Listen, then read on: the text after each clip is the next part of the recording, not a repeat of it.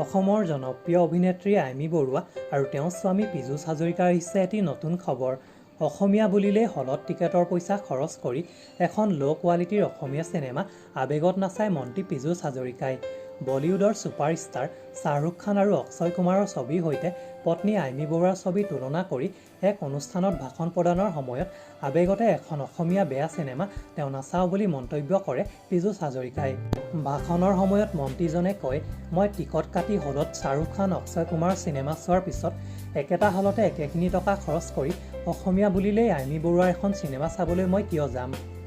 মন্ত্ৰীজনে নিজৰ পত্নী তথা অভিনেত্ৰী পৰিচালক আইমী বৰুৱাৰ নাম লৈ কয়, বেলেগৰ নাম মই নলওঁ, বেয়া পাব পাৰে, কিন্তু আইমীটো মোৰ পত্নী।